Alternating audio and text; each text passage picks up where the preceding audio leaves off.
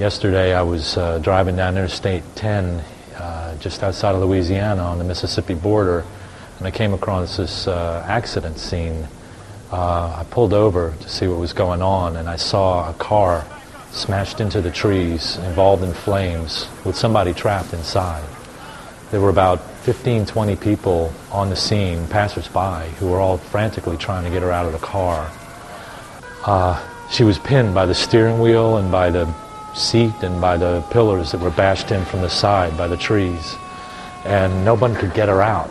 The flames were getting higher and higher, and nobody had any fire extinguishers. So at one point, someone came up with a case of water and tried to put out the fire with little bottles of water. And she was screaming in pain and screaming for her life, and everybody was frustrated and nobody had a solution. I ran out onto the highway where all the traffic was stopped, and I ran amongst the cars to all the 18-wheelers, and I marshaled them onto the shoulder because I know 18-wheelers carry fire extinguishers. And I got about 6 18-wheelers up the shoulder, up to the accident scene where they could get their fire extinguishers on her. Meanwhile, a cement mixer showed up and had a hose, and the cement mixer's hose actually kept the fire at bay and kept the water on her so that she would be saved.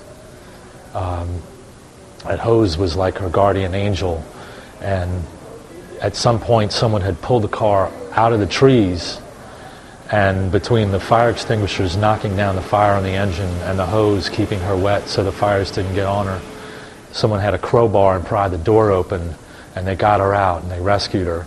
She had a sister in the back seat who was handicapped. She was wheelchair bound.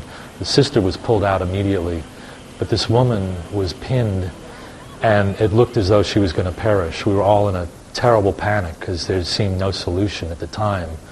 But through everyone's heroic efforts, everybody was doing something to help save this woman.